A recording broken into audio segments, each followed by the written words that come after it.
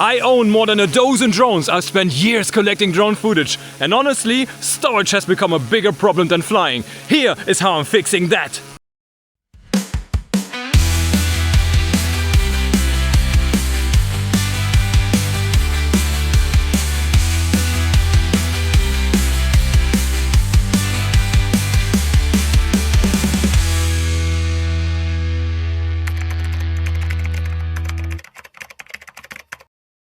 Over the years, I've accumulated a ridiculous amount of drone footage, and honestly, that's not really surprising. I own more than a dozen drones. I test drones, I compare drones, and every single flight creates more data.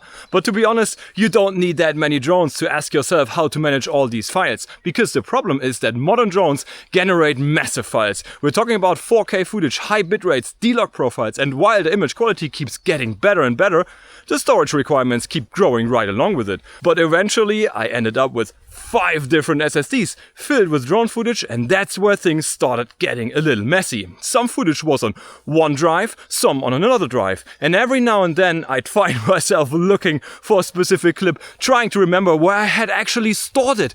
But organization wasn't even the biggest issue. The bigger problem was that none of these drives were properly backed up. And that's when I realized I didn't really have a storage problem. I had an organization problem, and I definitely had a backup problem. I figured it was finally time to build a proper storage solution. And that's exactly what we're going to do together today.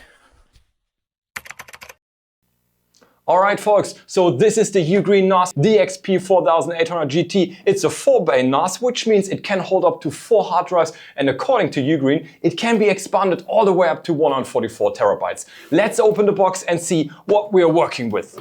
Right at the top and taking up most of the space is of course the NAS itself. It's very well protected inside the packaging. And honestly, once you remove all the plastic wrapping, it makes a really good first impression. On the front, we immediately get access to the 4-drive base, which we'll take a closer look at in a moment. Down in the lower left corner is the power button, followed by 5 status LEDs. We also get something I really like to see, an SD card slot, a USB-C port and a USB-A port right on the front of the device. Around the back, there's quite a bit of connectivity as well. We get a dedicated HDMI port for connecting a monitor, another USB 3.2 port, 2 USB 2.0 ports, dual LAN ports, a reset button, and of course the power connector. So far, so good. Inside the separate accessory box, UGREEN includes 2 Category 7 Ethernet cables, which is great for maximum transfer speeds later on. You also get the keys to lock the drive base, a 1-meter HDMI cable, and even a small screwdriver with all the mounting screws you need. In addition to everything included in the box, I also have 4 Seagate Iron Wolf hard drives. Each drive offers 4 terabytes of storage, giving me a total raw capacity of 16 terabytes to start with. Now, as you'll see later in the video, that doesn't mean I'll actually end up with 16 terabytes of usable storage. I'll explain exactly why when we get into the setup process. But for now, that's everything we'll be working with from a hardware perspective. So with everything unpacked, it's time to install the drives. Since I'm a complete NAS beginner, I was honestly pretty happy to see how straightforward this process is. The drive base can simply be pulled out from the front of the NAS. A quick look at the manual helped me understanding how everything works. By pulling on this small tab, the drive tray expands slightly, allowing the hard drive to fit perfectly between the mounting pins on each side. From there, it's simply a matter of placing the drives into the tray, squeezing the sides back together, and that's it. No screws, no special tools, no complicated installation process. Honestly, it couldn't be much easier. I repeated the same process for all 4 drives. Once installed, the base slides back into the NAS one by one. Everything fits perfectly, nothing feels loose, and the drive automatically connects to the internal connectors at the back of the system. And that's it, done. That's literally all there is to it. To prevent the drives from being removed accidentally, I also use the included keys to lock all 4 bays in place. And that secures my entire future drone database right inside the hardware. Before powering everything on, let's take a quick look at the hardware itself. The DXP4800 GT is powered by an AMD Ryzen embedded R2514 processor, comes with 8GB of DDR4 memory out of the box, and can be upgraded all the way up to 64GB if needed. In addition to the 4 hard drive bays, there's also 2 M.2 slots available for NVMe SSDs, which is ideal for caching heavy 4K DJI drone footage later on. As for the network setup, my home network is actually pretty simple. Internet provider, router, TP-Link SG1024 switch. Yes, it's getting a little old at this point. Network distribution panel, and finally all the devices throughout the house. So in practice, all I really needed was 2 cables, power and a single Ethernet cable connecting the NAS to my network. To be honest, I expected this part to be much more complicated, but that's probably what happens when you've never set up a NAS before. With everything connected, it was finally time to power the system on. On the front we get 5 status LEDs, 1 general status indicator and 1 LED for each installed hard drive. Everything lights up white, which means the drives have been detected correctly and the NAS is connected to the network. As simple as that. Now it's time to move on to the software setup. That the hardware setup is completed and the NAS is connected to the network, it's finally time to access it. To do that, I simply open my browser and entered find.ugnas.com, and immediately I get an error message. The message basically says that no NAS device could be found on the local network. Eventually I realized what the problem was. I was connected to a VPN, which makes perfect sense in hindsight. If my computer is connected through a VPN, it's technically no longer sitting in the same local network as the NAS. So here's a quick tip if you're setting up your own NAS. Disable your VPN first. The moment I did that, the DXP4800 GT appeared instantly. From there, the setup process was surprisingly straightforward. I clicked connect, assigned the device name, accepted the terms and conditions, created an administrator account, linked my email address and enabled automatic updates. After that, UGREEN handled the rest. The system initialized itself, configured everything automatically, and within a few minutes I was looking at the UGOS desktop for the very first time. And honestly guys, my first impression was pretty positive. Everything feels familiar.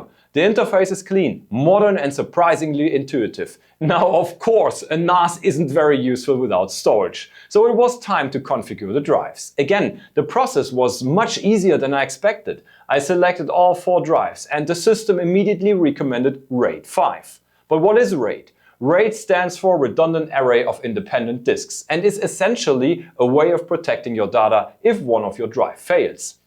In a 4-drive setup like mine, RAID 5 uses parts of the available capacity to create redundancy, giving you additional protection without sacrificing too much storage space. And that's exactly what I wanted. So I selected RAID 5, allocated the available capacity and choose BTRFS as the file system. But what is that? Since I'll constantly be moving, copying and managing large amounts of drone footage, BTRFS seems like the right choice, especially when dealing with priceless, non-replaceable DJI multi-drone projects. Once everything was configured, the system started building the storage. And guys, that's when the numbers became very real. Even though I installed 4 4TB drives for a total raw capacity of roughly 16 terabytes, I ended up with around 11 terabytes of usable storage. The remaining space is used by, as explained, the RAID system to provide redundancy. For me, that's a trade-off I'm perfectly happy to make. Now, the next question was obvious. How do I actually get files onto this thing? UGREEN offers several options, including personal folders and shared folders. For my workflow, shared folders made the most sense. Creating one is about as simple as it gets. Enter a name, click create, and you are done. What I really liked that UGOS Pro immediately shows the exact network path needed to connect the folder as a network drive in Windows. A few clicks later, the NAS appeared directly inside Windows Explorer, just like any other drive connected to my computer. Instead of learning some completely new workflow, I could simply continue working the way I always have. Drag and drop, copy and paste, move files between folders, everything felt completely familiar. To test it, I copied my first drone footage onto the NAS, including the latest footage I've done with my Avatar 360 and Mavic 4 Pro. And honestly, from that moment on, it stopped feeling like a network device and started feeling like part of my computer. Exactly what I was hoping for. For my first transfer test, I copied a large drone footage folder and saw transfer speeds of roughly 110 megabytes per second. Now, before anyone heads up in the command section, yes, I know this NAS is capable of much more higher speeds. The reason I'm seeing around 110 megabytes per second is because my current network is still built around a gigabyte switch. In my case, that's an aging TP-Link SG1024, which I was already saying, that's been sitting in my network for years. So right now, my network is the bottleneck, not the NAS. For my workflow though, that's perfectly fine. Now that everything was finally configured, I spent some time exploring the software and getting familiar with the system. And honestly, this is where the NAS really starts to win me over. The first thing that stood out to me was the overall interface. Before this project, I never had used a NAS before, so I expected something that looked highly technical and probably a little intimidating. Instead, UGOS Pro feels surprisingly modern and approachable. The desktop environment is clean, everything is easy to find, and after a few minutes, I felt pretty comfortable navigating around the system.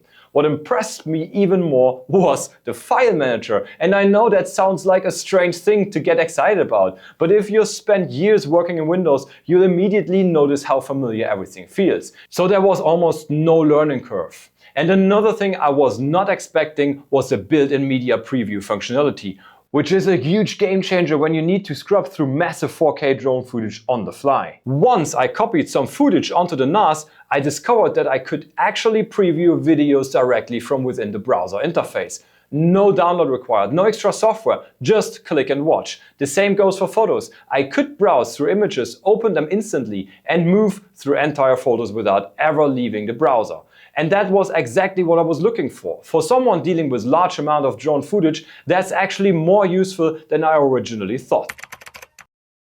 Before wrapping things up, I wanted to test a few additional features that are particularly interesting for drone pilots. So let's start with the mobile app. It's available on both Android and iOS. Takes only a minute to install, and the setup process is very straightforward. The only thing to keep in mind is that your phone needs to be connected to the same local network as the NAS during the initial setup. Once connected, the NAS was detected immediately. After logging in, I was presented with a clean and intuitive interface that felt very similar to the desktop experience. I could browse folders, move files, access my storage, and most importantly, preview my footage directly from the phone. Photos open instantly, videos played without any additional setup, no extra codecs, no additional apps. Everything simply worked. Next, I wanted to try the built-in SD card reader. As drone pilots, that's probably one of the most useful features on the entire device. Whether you're using a full-size SD card or a micro SD card inside an adapter, the process is exactly the same. Insert the card, wait a second, and the NAS immediately detects it. The card appears inside the UGREEN Pro file manager, giving you direct access to all the files stored on it. From there, transferring footage is as simple as selecting the files